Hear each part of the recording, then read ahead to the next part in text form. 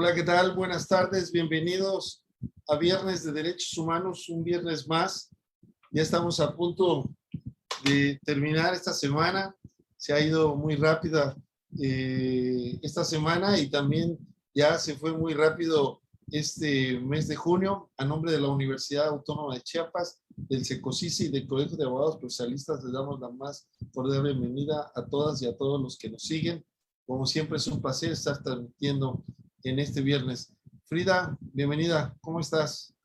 Bien, bien, doctor, muy contenta porque se llevó a cabo el primer Congreso Estudiantil de Derechos Humanos, hace algunos minutos acaba, y pues muy contenta de recibir al doctor Eliseo Muñoz Mena. Vamos a presentarlo. Es doctor en investigación de juicios orales, académico e investigador del Sistema Estatal y del Sistema Nacional de Investigadores, autor del libro Principios de los Rectores de los Derechos Humanos y sus Garantías. Actualmente es director de Asuntos Indígenas en Reclusión en la Comisión Nacional de los Derechos Humanos. Es un gusto tenerlo aquí, doctor Eliseo. Bien, ya. ¿Me escuchan? Sí, muy bien, muy bien. Perfecto. Gracias. Pues de igual manera, un gusto ver aquí a mi amigo, el doctor Alfonso Martínez Lascano, tan activo como siempre. Veo que sale de una y entra en otra. Frida Natarén, un gusto de saludarte y muy agradecido por la invitación. En verdad es un gusto siempre estar con ustedes. Gracias. Y es tu casa, la Universidad Autónoma de Chiapas, donde estés, pues de una u otra manera, recuerdo, y la verdad parece como si fuera ayer, que nos veíamos todos los viernes y sábados en la Facultad de Derecho para estudiar la maestría en Derecho Constitucional de Amparo, la primera generación, ¿no? Un grupo selecto de compañeros, y ahí nos conocimos y hemos hecho una muy buena amistad y hemos coincidido en que nos gusta la actividad académica y nos gusta la línea de investigación de los derechos humanos, y hemos estado analizando, mi querido Eliseo Muñoz, mi querido doctor, ya en varias actividades lo que ha representado esta primera década de los derechos humanos en México a partir de la reforma, pero también por la importancia del tema, hemos considerado que hay que escuchar a más voces, darle más espacio. Así que te diría, para empezar, invitamos a todos los que nos siguen en Facebook Live, a todas, que nos hagan llegar sus preguntas, sus comentarios, las porras que el profesor Eliseo Muñoz Mena siempre trae, mucha porra, tiene muchos seguidores, muy adeptos, es un profesor también muy inquieto y muy querido. Así que, ¿cuál sería tu primera evaluación sobre esta primera década respecto a la reforma, mi querido doctor?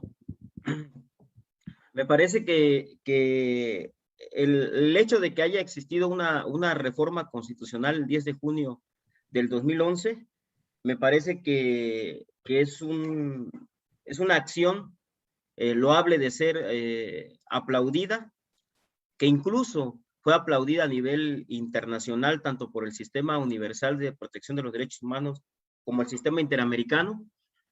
No obstante, me parece que hay muchos temas y muchos tópicos en los que hay que reforzar, en los que hay que avanzar, que esa es la finalidad de platicar el día de hoy de algunos temas, algunos retos, algunas deudas. Me parece que hay una serie de deudas, más allá de la reforma constitucional que, como insisto, loable, plausible.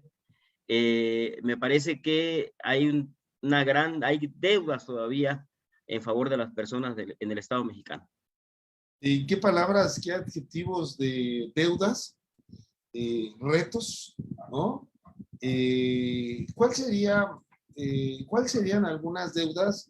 Y ya que has mencionado algunos retos que tú consideras que esta reforma que estamos celebrando en este mes de junio serían los más destacados. Bueno, en primer lugar, me parece que pese a la importancia que tuvo la reforma el 10 de junio del año 2011 y también a los avances que se generaron me voy a enfocar ahorita en el Poder Judicial de la Federación, al haber interpretado como derivado del expediente Vario 912, diagonal 2010, me parece que la Suprema Corte de Justicia de la Nación hizo un ejercicio bastante considerable en razón de posicionar a los tratados internacionales y a los criterios de la Corte Interamericana de los Derechos Humanos dentro del parámetro de control de regularidad constitucional en México.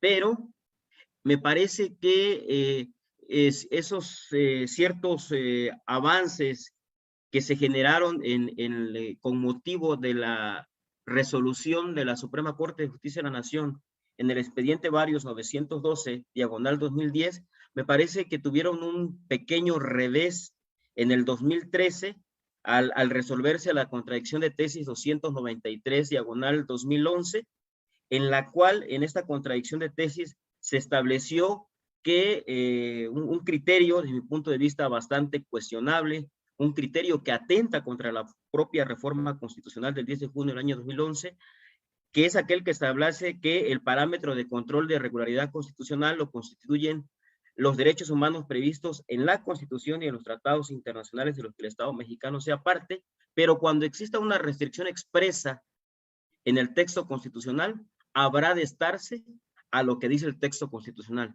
Me parece que esa es una decisión muy grave, e incluso es una decisión que prácticamente fue cuestionada en el informe especial del relator sobre las ejecuciones extrajudiciales, sumarias o arbitrarias en la Misión México en 2013 de la ONU. En este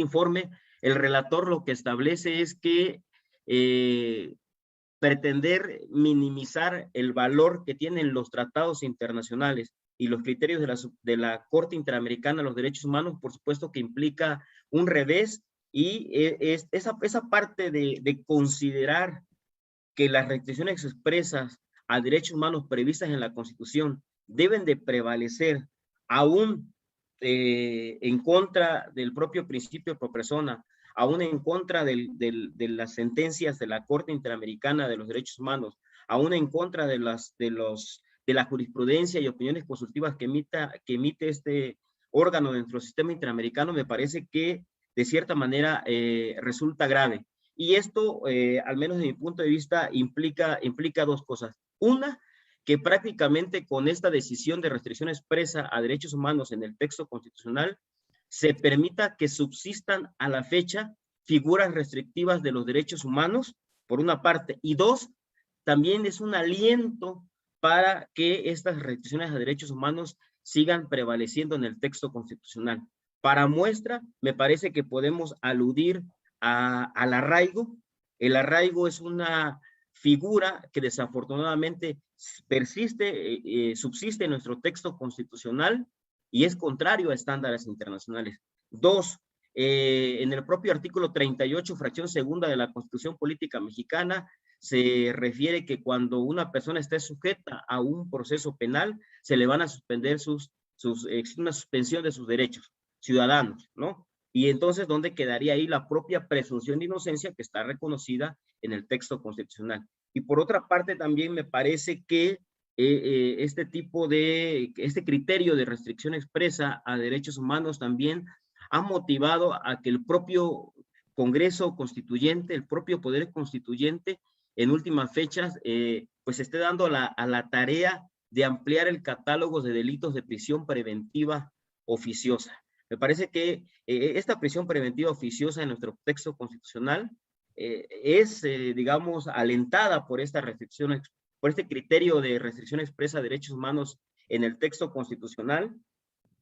No obstante, el propio Congreso ha insistido en aumentar este catálogo.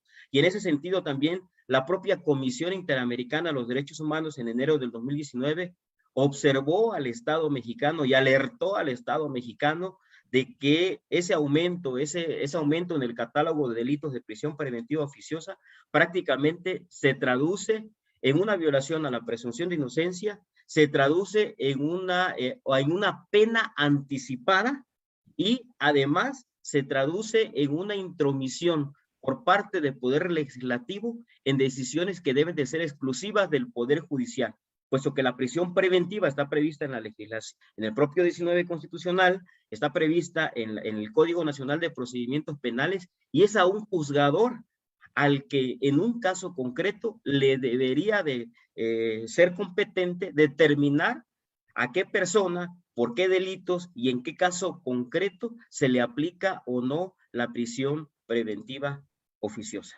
por decir lo menos, estimado. Excelente. ¿Por qué será que coincidimos en estas observaciones que quizás no requieren de una inteligencia, vamos a decir, demasiado grande? Porque es tan evidente estas violaciones que acabas de mencionar, que inclusive van contra el propio texto de la Constitución, ¿no? Que establece el principio pro homine en el artículo primero, que a eso se refiere el texto que has publicado, que ha tenido mucha aceptación en el ámbito de la investigación. Yo quisiera que, aprovechando que has tocado dos decisiones de la Corte, nos platicaras algunos de los estudiantes, pues oyen expediente varios, ¿verdad? Y ¿cómo que un expediente varios? ¿Y por qué la Corte Mexicana en esta primera etapa a la que hacías mención emite este expediente varios? ¿A qué se refería? ¿Por qué se le ocurrió a los ministros de repente? ¿O cuál fue la causa por la que tuvo que empezar a cambiar esa forma de operar jurídica? Ok. Me parece que habría que considerar aquí que en un primer momento, si estamos hablando de la reforma constitucional del 10 de junio del año 2011, me voy a permitir también comentar, estimado amigo, que precisamente en el 2003, ¿no? El alto comisionado de la oficina del alto comisionado de las Naciones Unidas en México le recomendó al Estado mexicano la necesidad de incluir en el texto constitucional el concepto de derechos humanos, primer punto. En un segundo punto, en un segundo rubro, también le recomendó, además de incluir el concepto de derechos humanos, otorgarle un valor fundamental y preponderante a los tratados internacionales en el Estado mexicano. Entonces, empiezo por esta parte. ¿Por qué? Porque finalmente esta reforma constitucional del 10 de junio del año 2011, de la cual tanto hemos hablado y que se materializó en esta fecha, digamos que tampoco se la sacó de la manga el constituyente mexicano. Obedeció a exigencias de instituciones, de organismos protectores de los derechos humanos internacionales, y para muestra, como lo he dicho, el alto comisionado de las Naciones Unidas, quien desde el 2003 hizo, entre muchas otras observaciones, una relativa y exclusiva al tema de los derechos humanos. Bueno, y finalmente, entonces, nos encontramos con la reforma el 10 de junio del 2011.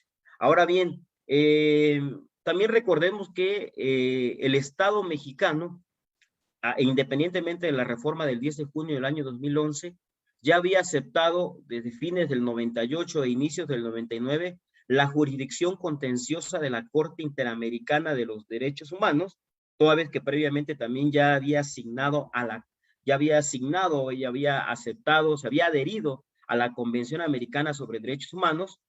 98-99 acepta la jurisdicción contenciosa de la Corte Interamericana de los Derechos Humanos, y es así como a través de la Corte Interamericana de los Derechos Humanos se empiezan a generar alguna serie de casos, alguna serie de juicios en contra del Estado mexicano en el seno de este sistema regional de protección de los derechos humanos, que es el Sistema Interamericano de los Derechos Humanos. Pues bien, en el 2009, la Corte Interamericana de los Derechos Humanos emite una sentencia donde condena al Estado mexicano en el caso Rosendo Radilla Pacheco versus México.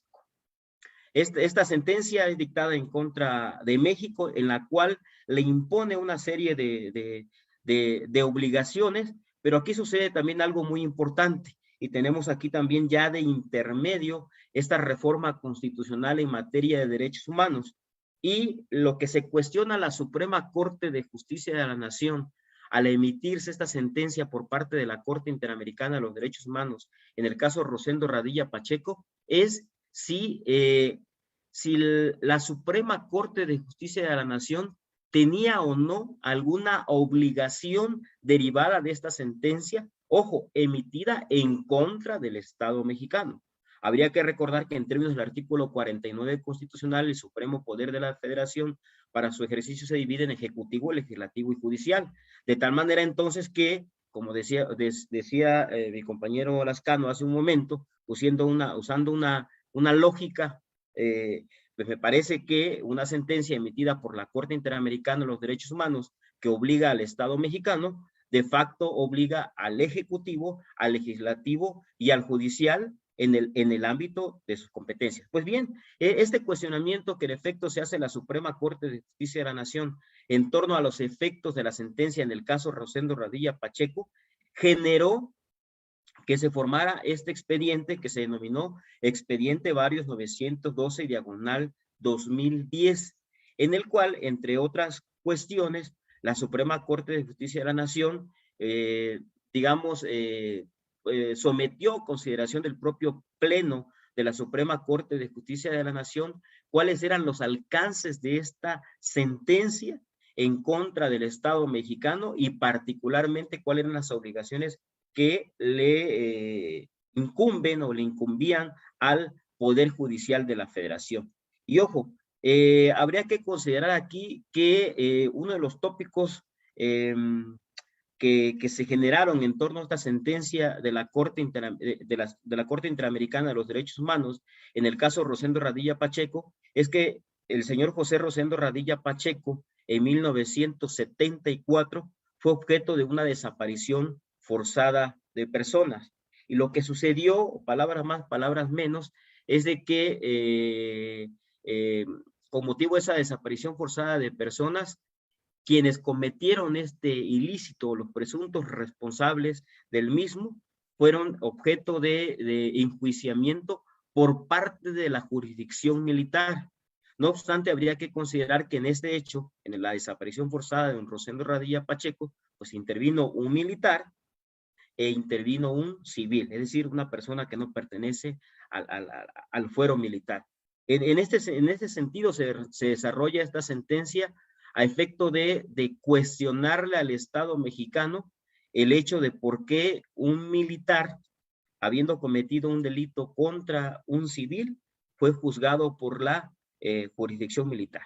En ese contexto se da esta sentencia. Ahora bien, me parece que lo importante de este expediente Varios 912, diagonal 2010, es la serie de conclusiones a la que llegó la Suprema Corte de Justicia de la Nación respecto de la sentencia en el caso Rosendo Radilla Pacheco, y por supuesto que esto sirvió de precedente para establecer cuál es la ruta y cuáles son los efectos que se tenía que seguir en el Estado mexicano a partir de esta sentencia emitida por la Corte Interamericana de los Derechos Humanos. Y me parece que, lo comentaba yo en un primer momento, uno de los aspectos plausibles de este expediente Varios 912 diagonal 2010 es que se determinó lo que actualmente conocemos como control de convencionalidad difuso ex oficio.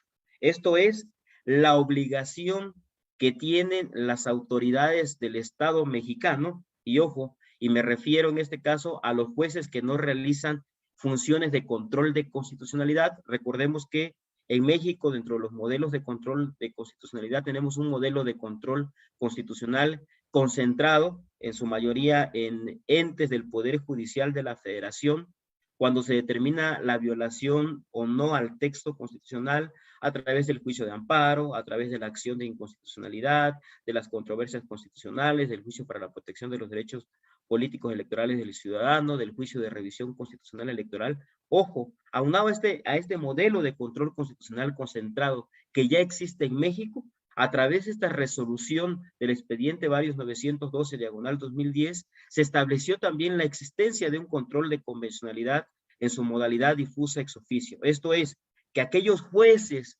que propiamente no realizan una función de control de constitucionalidad tienen la obligación de no aplicar o de inaplicar una norma de nuestro derecho doméstico, una ley secundaria, una norma de nuestro derecho interno, cuando esta norma contravenga a los tratados internacionales. También se estableció, entonces me parece que este tema relacionado con el control de convencionalidad difuso ex oficio es toral en la actualidad para la defensa, para la protección y la garantía de los derechos humanos. Así también se estableció, ya voy cerrando tu pregunta, estimado, también se estableció que las resoluciones, que el contenido, los criterios de la Corte Interamericana de los Derechos Humanos, de los que el Estado mexicano fuese parte, serían vinculantes para el Estado mexicano. Y que aquellos en los que el Estado mexicano no fuese parte, por supuesto que también son criterios orientadores para quienes administran y procuran justicia en el Estado mexicano. Me parece que esas son, entre muchas otros puntos, la relevancia y la importancia que tiene esta resolución del expediente Varios 912/2010. Y ojo, que se emite en el marco precisamente de haberse emitido recientemente la reforma constitucional del 10 de junio del año 2011. Entonces me parece que esta resolución vino a armonizar y vino a poner sobre la mesa cuáles eran los efectos de las decisiones de la Corte Interamericana de los Derechos Humanos a la luz de la reforma del 10 de junio del año 2011. Muy bien, excelente, la verdad es muy bien desarrollado, muy sencilla la explicación, pero demasiado profunda, mi querido doctor. Sencillo porque es clara, a eso me refiero. Es interesante este cambio que hace la Corte Mexicana en el primer momento, que bien has señalado como resultado del caso Radilla Pacheco, dictado por la Corte Interamericana el 2009, establece en el artículo o en el párrafo 339, si no mal recuerdo, esta obligación del control difuso de convencionalidad. Pero fíjate, tratando de compararlo con lo que habías mencionado sobre las restricciones constitucionales. Ya la Corte Mexicana, antes de varios a que te has referido, varios 912, ¿no? Había establecido que en México existía un control concentrado, es decir, que solamente el Poder Judicial de la Federación podía interpretar la Constitución y no los jueces de jerarquía ordinaria, vamos a llamarle así. Pero el texto de la Constitución, es decir, el artículo 133 no cambió. ¿Cómo puedes tú interpretar que sin necesidad de modificar la norma constitucional, porque de antemano el artículo 133, que es copia de la Constitución norteamericana, prevía el control difuso? El control difuso quiere decir que cualquier juez de cualquier jerarquía puede aplicar una norma constitucional y dejar de aplicar una norma ordinaria porque esta es contraria a la norma constitucional, es decir, hay una jerarquía.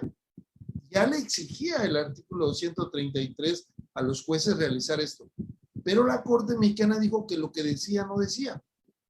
Y entonces después ahora viene con las restricciones constitucionales que también eso es en contrario al texto de la Constitución. ¿Cómo podemos interpretar la Corte, desde tu punto de vista, la Corte Mexicana puede violar derechos humanos por sus decisiones? Ok, me parece que la respuesta de si puede o no violar derechos humanos, me parece que sí. Yo me atrevo a decir que sí, y con la salvedad de que hay cierta justificación en este criterio de parámetro de control de regularidad constitucional y restricción expresa. Hay cierta justificación en el sentido, me parece, de sustentar, yo lo veo de esa manera, de sustentar la supremacía constitucional, tomando en cuenta que me vuelvo a regresar. Precisamente el 133 constitucional, pues refiere, ¿no?, que la Constitución, las leyes que emanan de la misma y los tratados internacionales que se celebran de conformidad con el propio texto constitucional, serán ley suprema en el Estado mexicano. Me parece que esa es la esencia del 133 constitucional. Pero bueno, ahorita que menciono este 133 constitucional, a grosso modo, voy a regresarme a la primera parte que me preguntaba en el sentido de por qué o cómo es que este 133 constitucional, me parece, podríamos decir, ha dado para mucho. Y digo que ha dado para mucho así en términos muy coloquiales, muy vulgares, porque en efecto, me parece que uno de los artículos de la Constitución Política Mexicana, los cuales ha tenido, digamos, interpretaciones por parte de la propia Suprema Corte de Justicia de la Nación, digamos, han tenido interpretaciones que son discordantes, ¿no? Es decir, recordemos que en una interpretación literal, pues se refiere que prácticamente en la cúspide se encuentra la Constitución, en un segundo lugar las leyes federales y en un tercer momento, atendiendo a la propia literalidad, se encuentran los tratados internacionales. En algún otro momento se estableció que se encuentra en la cúspide de la Constitución Política Mexicana, a la par debajo las leyes federales y a la par los tratados internacionales. En otro criterio se estableció que se encuentra en un primer momento o en la cúspide de la Constitución, en un segundo momento en una segunda posición jerárquica, que aquí voy a mencionar la palabra jerarquía.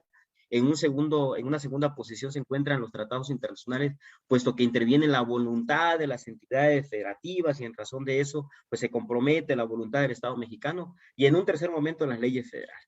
De tal manera que incluso hubo un criterio, de los más recientes, que establecía que la Constitución y los tratados internacionales, en tratándose de la defensa y protección de los derechos humanos, se podrían encontrar incluso a la par, hasta que sucede lo que precisamente hemos comentado, que en esta contradicción de tesis 293/2011, resuelta en 2013, pues prácticamente en un primer lugar se establece que precisamente esa interpretación que se hace en esta contradicción de tesis no se hace desde un punto de vista de una jerarquía normativa, sino más bien se hace una interpretación en el sentido de considerar que tanto los derechos humanos que emanan la Constitución como los derechos humanos que emanan de los tratados internacionales, todos en su conjunto constituyen lo que podríamos llamar un bloque de constitucionalidad y un bloque de convencionalidad,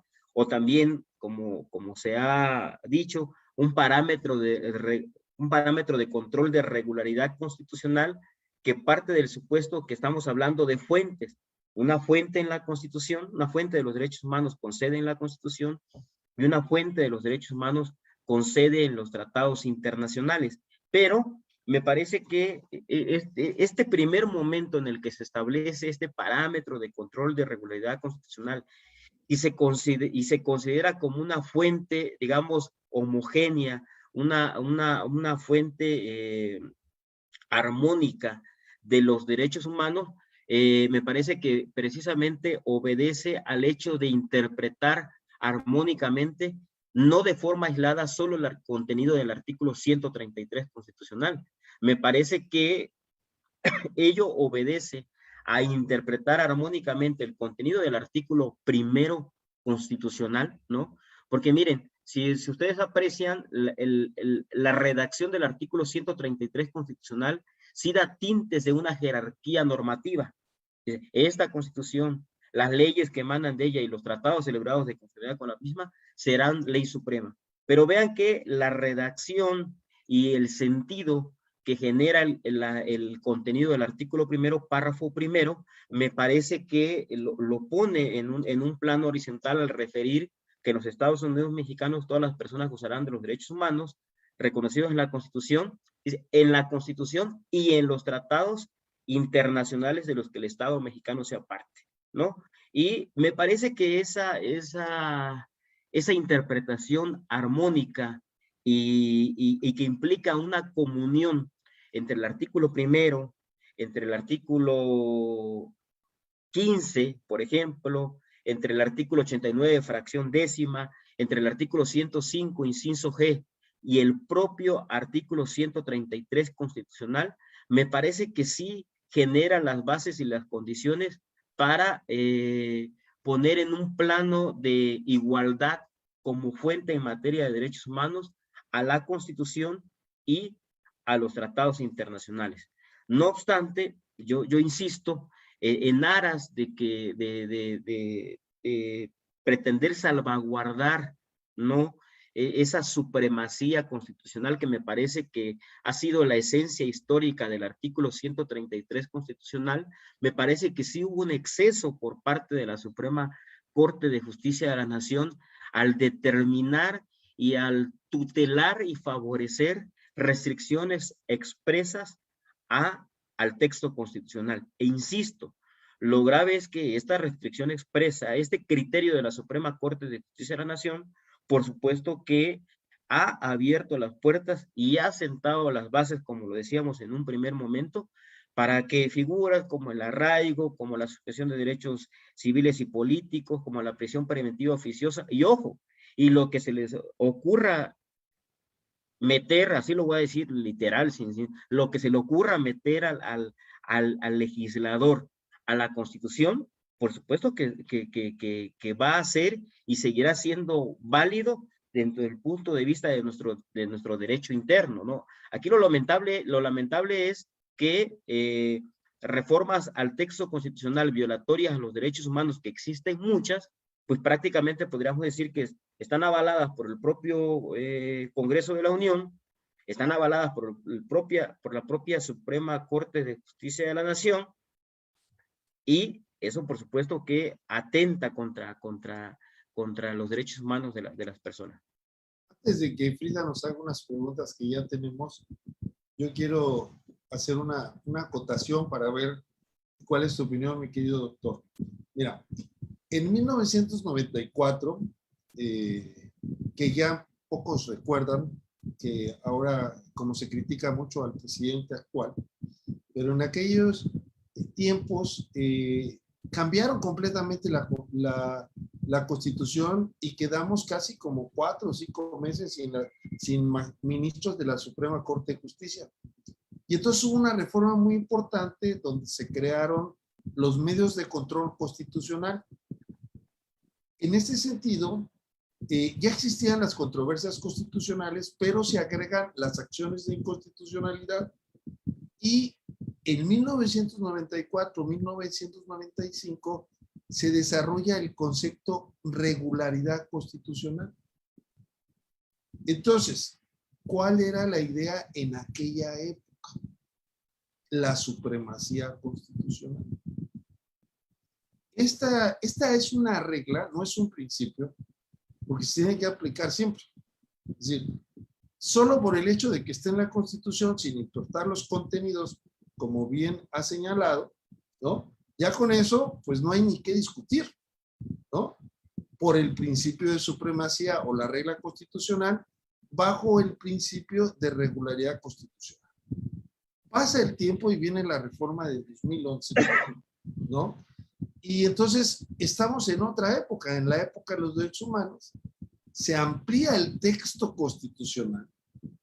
Porque cuando me preguntan, por ejemplo, algún estudiante me dice, profe, ¿cuántos artículos tiene la Constitución mexicana? Yo les contesto, no sé, porque para mí son constitucionales también todos los que están en los tratados internacionales, como lo dice el propio artículo primero. Entonces se convirtió en una constitución abierta. Y entonces se crea el concepto de bloque de constitucionalidad, donde abarcan tanto los tratados de derechos humanos y los derechos constitucionales. Pero la Corte no quiere utilizar el concepto de bloque de constitucionalidad y vuelve a medir, como en 1994, y crea el concepto de regularidad constitucional nuevamente. Entonces, aquí realmente lo que tenemos es que son contextos diferentes. Porque en la reforma del 94, eminentemente lo que importaba eran medios de control constitucional, porque la mirada estaba en la Constitución. Pero en el 2011, la mirada ya no está en la Constitución, sino está en el ser humano. Entonces, el argumentar bajo la idea de regularidad constitucional se me hace a mí un concepto ya que debería haber sido superado, ¿no? Y que si bien es cierto, el artículo 133 pudiera dar idea a diferentes interpretaciones, sin embargo, yo creo que ahora sí sistemáticamente, por las reformas, pues ya está hecho. Ya está hecho porque la propia Constitución, al crear una cláusula de apertura a los derechos humanos de corte convencional o internacional, pues lo que está haciendo es realmente, como lo dice también el artículo 1 de la Convención Americana, los estados partes se comprometen a respetar, garantizar, etcétera, etcétera, los derechos y libertades de la Convención. Entonces, bajo toda esta idea que te acabo de manejar, me gustaría conocer tu opinión, mi querido doctor, y después nos vamos a ir a unas preguntas ya que tenemos a través de los que nos siguen en Facebook. Gracias por tu paciencia, mi querido Eliseo. Ok. Pues mire, considero realmente que, a ver, ¿cómo entrarle al planteamiento? Me parece que precisamente uno de los retos que tenemos nosotros como estudiosos del derecho, como investigadores, operadores de justicia, es precisamente fomentar, ¿no? Y enriquecer estas figuras que se han generado después de la reforma del 10 de junio del año 2011 en torno a la protección y tutela de los derechos humanos. ¿Por qué? ¿Por qué digo esto? Porque primero habría que considerar, y lo mencionabas hace un momento, ¿no? Tenemos un parámetro de control de regularidad constitucional, me parece que es una figura que tiende a pretender salvaguardar a toda costa digamos, esa idea, esa noción que se tiene de supremacía constitucional, aún en contra de los derechos humanos del ser humano, aún en contra de los derechos humanos de la persona, pero aquí habría que tomar en cuenta lo siguiente. Me parece que ha quedado demostrado que al interior del Estado mexicano se violan derechos humanos a diestra y siniestra, ¿no? Es decir, hoy por hoy, o sea, al día de hoy, la violación a derechos humanos es sistemática. Me parece que se genera violación a derechos humanos por parte del Poder Judicial, por parte del Poder Ejecutivo y por parte del Poder Legislativo. Entonces, esas nociones de parámetro de control de regularidad constitucional y de supremacía constitucional, me parece que son una especie, yo lo diría así vulgarmente, como una especie de patadas de ahogado para pretender salvar o sostener a toda costa instituciones jurídicas que atentan contra los derechos humanos de la persona, pero que a la luz de nuestro sistema jurídico mexicano, me parece que pareciera que no existieran. Es decir, es una forma de matizar la violación a los derechos humanos. ¿Por qué digo matizar? Porque eso sucede al interior.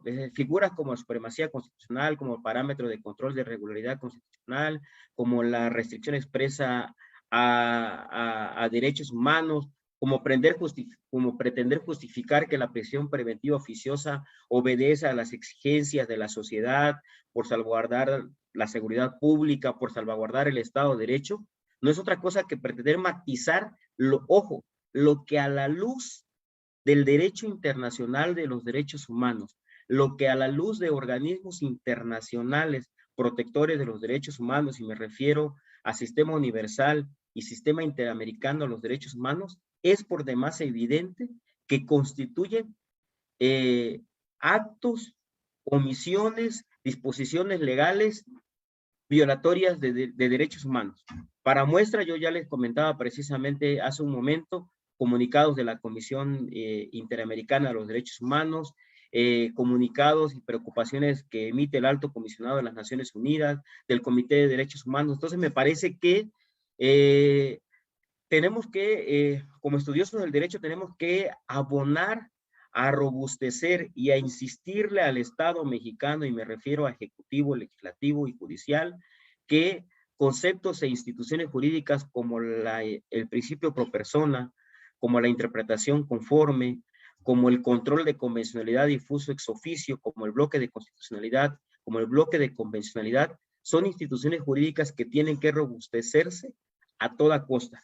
Y me parece que en esa tarea estamos inmiscuidos académicos, operadores de justicia, investigadores, estudiosos del derecho. Me parece que es una lucha ardua, porque precisamente entonces pareciera que a la luz del sistema jurídico mexicano, ustedes escuchen los discursos, lo voy a decir respetuosamente, escuchen los discursos de la clase política. Cuando refiero a la clase política me refiero al legislativo, al ejecutivo y al judicial, y pareciera que en México no pasa nada. Pareciera que en México no se violentan los derechos humanos. Pareciera que en México existe una garantía, protección, tutela y defensa de los derechos humanos a lo largo y ancho del país. Pero volvemos a lo mismo. A la luz de organismos internacionales protectores de los derechos humanos, se ve y se percibe otra cosa. Me parece que de ahí entonces la resistencia por parte del poder del Estado mexicano, ejecutivo, legislativo, judicial, de intentar a toda costa matizar a través de ciertas instituciones jurídicas esta constante violación a derechos humanos que existe. Esa sería mi opinión, estimado colega. Gracias, doctor. Pasamos a las preguntas. Nos pregunta Merly, nos dice un comentario y una pregunta. Excelente tema. Tengo una duda. ¿El control de convencionalidad, cuando se promueve a petición de parte en un juicio civil, se hace hasta dictar en la sentencia definitiva o es una resolución independiente? Prácticamente una de las características que tiene el ejercicio del control de convencionalidad en su modalidad difuso ex oficio, yo digamos, me voy con esta connotación, implica prácticamente que, a diferencia del control constitucional concentrado, en el cual se apertura un expediente exclusivamente para determinar si existe o no violación a derechos humanos previstos en la Constitución y en los tratados internacionales. En el control de convencionalidad difuso ex oficio, prácticamente, digamos que implica una determinación que puede emitirse en la propia sentencia del expediente de origen, donde se va a determinar que determinado precepto jurídico, de que determinada norma constitucional, norma infraconstitucional, contraviene a la propia Constitución o contraviene a los tratados internacionales. Es decir, digamos que la resolución se emite dentro de la propia sentencia o resolución que resuelve el fondo del asunto, es decir, no requiere una cuerda separada, implica prácticamente lo mismo. Menciono brevemente, ustedes pueden checar recientemente, por ejemplo, en materia de juicios ejecutivos mercantiles, ya se ha aplicado este tipo de control de convencionalidad difuso ex oficio en el momento en el que el juzgador, al dictar la sentencia definitiva en ese juicio ejecutivo mercantil, en el que determina si se acredita o no la acción cambiaria directa, en esa misma sentencia puede, por ejemplo, regular los intereses moratorios y referir que, por ejemplo, un interés moratorio del 10% anual es violatorio de la Convención Americana sobre Derechos Humanos, no recuerdo el artículo 20 o 21, que prohíbe la explotación del hombre por el hombre, y refiere que la usura es una forma de explotación del hombre por el hombre. Entonces, a pesar de que la Ley General de Títulos y Operaciones de Crédito refiera que el pacto de intereses moratorios sea convencional entre las partes, También, esto no implica que atendiendo a este control de convencionalidad difuso ex oficio, el juzgador, en aras de salvaguardar derechos humanos, en aras de tutelar disposiciones de la Convención Americana sobre Derechos Humanos, pueda regular esos intereses moratorios y minimizarlos. Es decir, yo he tenido la oportunidad de verificar algunas sentencias donde la parte actora, por ejemplo, reclama el 10% de intereses moratorios, y cuando el juez dicta la sentencia definitiva, condena al pago de la suerte principal, pero refiere, por ejemplo, ¿sabes qué? Parte demandada, no vas a pagar el 10% de interés moratorio porque es un interés usurario prohibido por la Convención Americana sobre Derechos Humanos, y en este sentido te condeno únicamente al pago del 6% de interés legal anual, por ejemplo. Esa es una forma de que se materialice este control de convencionalidad difuso ex oficio, por citar un ejemplo. Muy amable, doctor. Excelente tema, nos dice Basilio. Graciela, pregunta al doctor Eliseo. Usted como experto en la materia, ¿cómo advierte el panorama en materia de derechos humanos en los próximos 10 años? Me parece que si seguimos con esta ruta lamentable que hemos comentado en la actualidad, de que se sigan tutelando restricciones expresas de violación a derechos humanos en el propio texto constitucional, si se sigue fomentando la simulación en la protección y tutela de los derechos humanos, entre muchos otros aspectos que me parece que vivimos el día al día. Si ustedes ven al día, seguimos viendo a lo largo y ancho del país violaciones de derechos humanos por parte de las policías. Me refiero a la policía municipal, a policías estatales, a policías federales. Me preocupa también la ruta que está siguiendo el tema de la militarización en la que se está cayendo en el Estado mexicano. Precisamente yo mencionaba hace un momento algunos informes y observaciones del Alto Comisionado de las Naciones Unidas, algunos informes sobre la situación de los derechos humanos de la Comisión Interamericana de los Derechos Humanos. Desde 2013, 2015 y hasta la actualidad se sigue advirtiendo que es grave depositar las tareas de la policía en la milicia. Vemos también a lo largo y ancho del país violaciones sistemáticas de derechos humanos de pueblos y de comunidades indígenas. Y vean, aprovecho también aquí para comentar, por alguna cuestión actualmente de reestructura en algunas funciones aquí de la Comisión Nacional de los Derechos Humanos, a pesar de que algunas direcciones tenemos temas específicos a tratar, en la actualidad digamos que estamos conociendo de manera abierta de diversas quejas en materia de derechos humanos de muchas materias. Y aprovecho aquí para comentar lo siguiente. Dentro de estas quejas no especializadas que llegan, por ejemplo, a mi oficina, el primer lugar de queja las ocupa temas relacionados con violencia familiar hacia mujeres, temas relacionados con violación de derechos humanos en torno a juicios de guardia y custodia, temas relacionados de violación a derechos humanos relacionados con pensión alimenticia y temas relacionados con violación de derechos humanos por parte de la policía. Entonces vean cómo esto nos refleja que esa violación de derechos humanos estructural hacia mujeres, por ejemplo, subsiste en la actualidad. Ayer mismo una persona conocida me hablaba por un tema, vean qué tan sencillo y tan complicado a la vez. Una profesora está sufriendo, digamos, amenazas y violaciones a derechos humanos en una comunidad allá por Sabanilla, que en la mayoría que estamos en el foro somos de Chiapas, conocen la región. La propia comunidad y propios compañeros maestros están violentando a esta profesora, pero ojo, resulta que por estar cubriendo un interinato, por el hecho de ser mujer, para empezar, ella ya presentó una demanda a la Fiscalía, ya solicitó la intervención de las autoridades de la Secretaría de Educación Pública del Estado de Chiapas.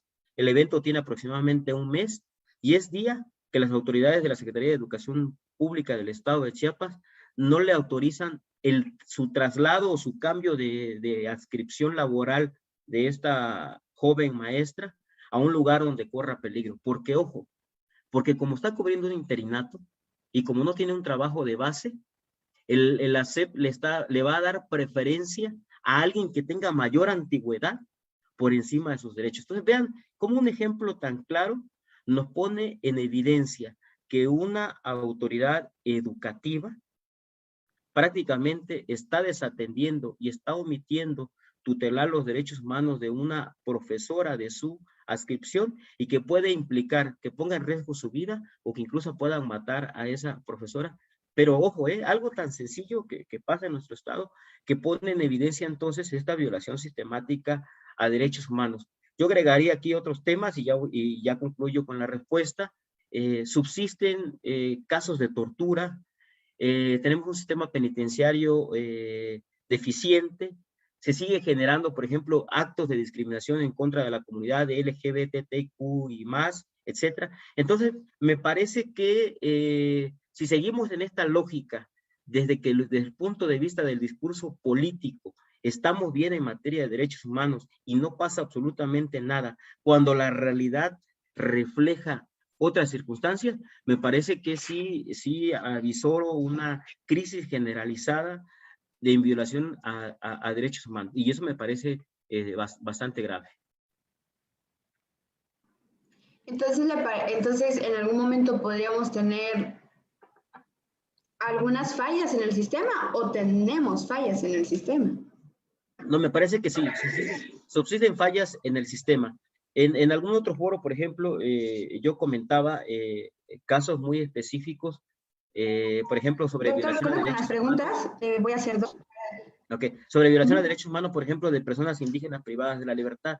Yo comentaba en otros foros que, por ejemplo, una queja generalizada de personas indígenas privadas de la libertad es una falta de defensores, una falta de defensa técnica y la falta también de defensores que conozcan su lengua y su cultura. Por ejemplo, es solo ese rubro a mí me pone en evidencia que en el sistema de administración de justicia y particularmente en lo que hace a la defensoría pública, que esa implica prácticamente que todo el sistema de defensoría pública en el Estado mexicano perteneciente al Poder Judicial es totalmente deficiente. Ahora, ¿pero qué implica esa deficiencia? Pues esa deficiencia implica un nulo acceso de pleno acceso a la justicia.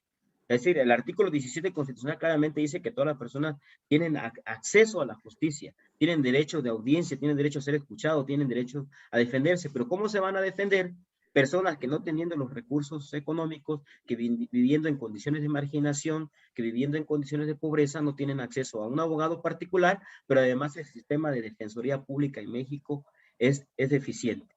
Yo agregaría también ahí, si hablamos del Poder Judicial, que los propios informes de la Comisión Interamericana de los Derechos Humanos y del Alto Comisionado de las Naciones Unidas de la ONU, aquí lo tengo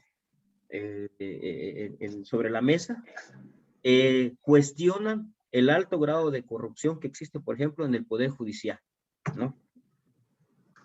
Entonces sí me parece que sí hay muchas fallas. Yo insisto, a partir de que se generó la reforma constitucional 10 de junio del año 2011, me parece que los derechos humanos están en bocas de todos. Todos hablamos de los derechos humanos. Todos tenemos un discurso apropiado. Me incluyo en esa crítica. Pero me parece que materializar la defensa, protección y garantía de los derechos humanos, ojo, ahí está la gran tarea. Ahí está la gran tarea. Entonces sería que los derechos humanos lo utilizamos a conveniencia de las personas, o sea, de nosotros. Pues me parece que en algunas ocasiones sí se juega con el discurso. Me parece que en algunas ocasiones sí se juega para el discurso, pero insisto, por eso ahí la tarea es de una suma de voluntades y la tarea es sumar las voluntades del Ejecutivo, del Legislativo, del Poder Judicial, e incluso también la voluntad propia, la voluntad de todos y cada uno de nosotros como seres humanos, ¿no? En pro de los derechos humanos. Excelente. Bueno, ya llegamos al final de este Viernes de Derechos Humanos. Ha sido demasiado interesante. Se han tocado muchos temas. Yo sugiero a los que no llegaron desde el principio que lo vuelvan a ver. Hemos tocado cosas muy profundas, sensibles, y lo más importante, a pesar de que son nuestras opiniones, que eso tienen un sustento, que eso es lo más importante de una opinión, que tenga un sustento. Yo creo y estoy convencido de que los derechos humanos son una solución a los problemas humanos del planeta y de los demás seres vivos. Pero son un problema muy grande, porque las aspiraciones no se reflejan en la realidad. Y entonces es un contrasentido. Por un lado es la solución y por el otro lado el problema. ¿Cómo podríamos concluir, mi querido doctor Eliseo Muñoz Mena, para decir feliz fin de semana? Bueno, aprovechando el espacio para que yo no me quede con algunas ideas que tenía yo, me parece que también es importante poner sobre la mesa de que dentro de esas deudas que yo mencionaba en un principio, me parece que todavía también el Congreso de la Unión nos sigue debiendo las leyes reglamentarias a los artículos 29 y 33 de la Constitución Política de los Estados Unidos Mexicanos. Son dos preceptos constitucionales que requieren de su ley reglamentaria que hasta la fecha no se han emitido. Ese sería también un punto que me gustaría poner sobre la mesa. Dos, me preocupa también el tema relacionado con el incumplimiento o la falta de eficacia de las recomendaciones que emite la Comisión Nacional de los Derechos Humanos y de las comisiones estatales de los derechos humanos. Si bien es cierto, precisamente al reformarse el artículo 102 apartado B, se incluyeron algunos candados, como el hecho de que cuando una autoridad que se niega el cumplimiento de una recomendación, la funde y la motive, como el hecho también de que la autoridad que se niega a cumplir con una recomendación tenga la obligación de comparecer ante el Congreso de la Unión o ante las legislaturas locales. Yo les comentaba en estos informes, en estas relatorías por parte de organismos tanto del sistema universal como del sistema interamericano, dejan sobre la mesa esa preocupación que genera el incumplimiento de estas recomendaciones. Y en este sentido, por ejemplo, me parece que sí es importante ya ir pensando en una reforma constitucional para dotar de efectividad y de verdadera eficacia a las recomendaciones que emite la Comisión Nacional de los Derechos Humanos y organismos protectores de derechos humanos a nivel local. Y aquí hago un paréntesis. En este sentido, por ejemplo, el estado de Oaxaca tiene una figura que se llama Juicio para la Protección de los Derechos Humanos del Estado de Oaxaca, que implica que ante el incumplimiento de una recomendación que emita la Defensoría de los Derechos Humanos del Estado de Oaxaca, la víctima puede ocurrir ante una sala constitucional especializada a exigir el cumplimiento judicial de esa recomendación. Otro tema que también me parece muy importante, yo lo decía, es el tema de la militarización de las tareas policiales, y también comentar que incluso yo tuve la oportunidad de escribir ese artículo en una revista aquí del doctor Alfonso Jaime Martínez Lascano, es relacionado con la creación de un ombudsperson a nivel municipal. Yo ya les comentaba ahorita que por cuestiones de reestructura estamos recibiendo quejas de casi de todo, y ojo, también existe un sinnúmero, existe un número exagerado de quejas que son de competencia municipal.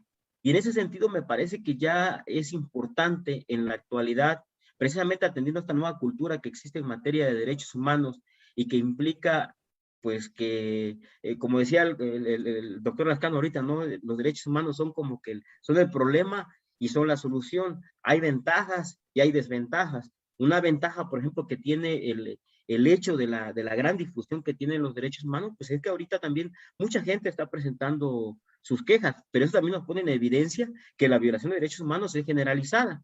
Pero eso también pone en evidencia entonces la necesidad de que hayan organismos protectores de los derechos humanos especializados por competencia, es decir, Comisión Nacional de los Derechos Humanos para temas del orden federal, comisiones estatales de los derechos humanos para temas del orden estatal, y obus persons a nivel municipal para que atiendan violaciones a los derechos humanos que emanen de autoridades municipales.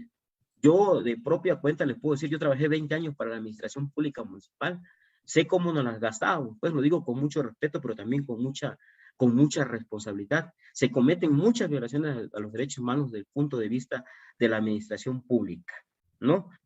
Y a ver, un punto más, estimado colega, por aquí lo tenía. Adelante, adelante. No me quiero quedar con ese No vayas a decir trago dentro. no vayas a decir que te violamos derechos humanos porque no te dejamos expresar. Vamos a poner una medida cautelar para ampliar el tiempo de transmisión. Adelante. Correcto. Me parece que ya perdí el hilo, pero bueno, ojo, insistir en esos temas entonces. En el tema del cumplimiento de las recomendaciones, el tema de creación de organismos protectores de derechos humanos a nivel municipal, me parece que sí es importante. Y pues prácticamente lo principal es la materialización de los derechos humanos. Es que sumemos esfuerzo, ¿no? Que nuestras conciencias cambien, casi elevar una oración para que la clase política piense un poco diferente, ¿no? Y vaya más allá del discurso en pro de los derechos humanos. Me parece que con ello termina. No, ya sé qué iba yo a decir. Y no me lo quiero callar. Es necesario también fortalecer las autonomías de los organismos protectores de los derechos humanos a nivel estatal. Es importante que se rompa ese vínculo, es importante que exista un divorcio, en el buen sentido de la palabra, entre el ejecutivo local y los organismos protectores de los derechos humanos. Porque precisamente al existir esa comunión, diríamos en derecho romano, ese contubernio, ¿no? Me parece que en aras de ese contubernio que se vive a nivel local, pues prácticamente se apadrinan las violaciones a los derechos humanos. Y eso no lo digo yo, eso lo dicen las víctimas de violaciones a derechos humanos por parte de autoridades de los gobiernos estatales, que siempre tocan una puerta arriba, dice, ¿sabe qué? Comisión Nacional de los Derechos Humanos, vengo contigo, lo digo también de manera muy respetuosa, de manera muy profesional, vengo contigo porque la Comisión Estatal de los Derechos Humanos del Estado, desde Baja California Norte al sur, no va a hacer absolutamente nada. Entonces, ese tema también es muy importante, reforzar la autonomía, reforzar esa capacidad que deben de tener para atender violaciones a derechos humanos. Y ya por último, ya me iré contento, pues también comentar, estimado colega Jorge, Alfonso Jaime Martínez Lascano. Porque no llamo Jorge. No te voy a cambiar el nombre. Considero que en nuestro estado de Chiapas hay mucho por hacer en materia de violación de derechos humanos. Yo ya lo he dicho otras veces y lo voy a volver a decir aquí.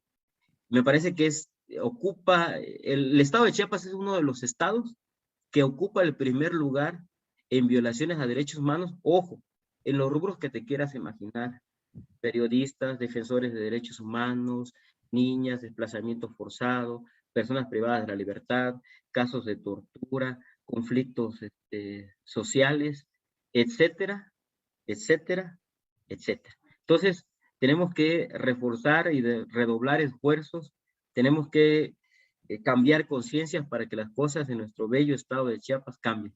Es cuanto, mi estimado amigo. No, muchas gracias, la verdad. No vamos a alzar una plegaria a los políticos porque la FIFA ha prohibido, nos van a suspender el partido, porque les vamos a decir, y no quiero que se piense que esa plegaria que se merecen, ¿verdad? La verdad es muy triste lo que señalas y es importante subrayarlo, que hay instituciones que simulan, protegen violaciones graves y que muchas veces de manera discrecional a veces les dan mayor prioridad a casos que no tienen sustancia, aún sin pruebas.